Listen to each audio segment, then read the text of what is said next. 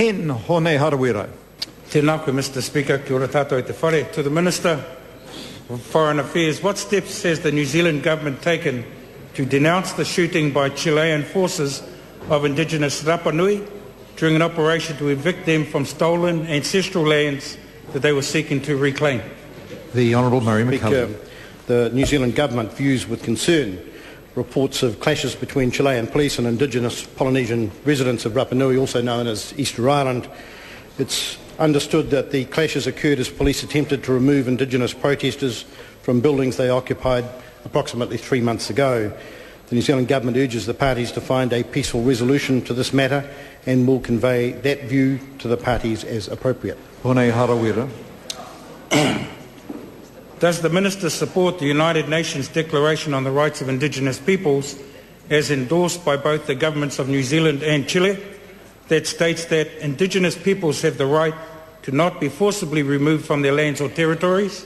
And what steps will he recommend the New Zealand government take to ensure the rights of the Māori people of Rapa Nui are properly recognised?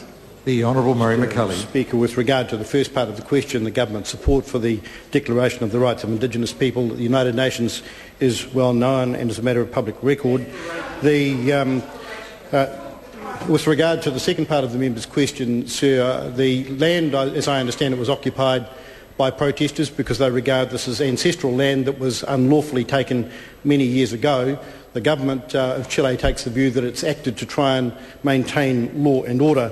I was delighted to see the statement of President Piñera in recent days that he hoped the land claim could be settled in a peaceful and harmonious manner through dialogue. I understand that is a sentiment that has been reciprocated by some of the protesters and that some progress accordingly is being made.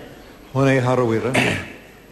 What steps can the Minister take to support the recommendation that the Māori Affairs Select Committee of the New Zealand House of Representatives travel to Rapa Nui to monitor the events there as New Zealand's way of supporting the United Nations Declaration on the Rights of Indigenous Peoples, and in particular the right of Indigenous peoples to prompt resolution of disputes with states and to effective remedies for all infringements of their rights?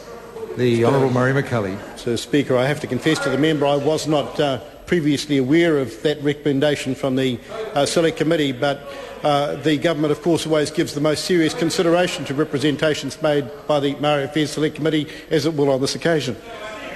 Question number 11, the Honourable Jim Anderson.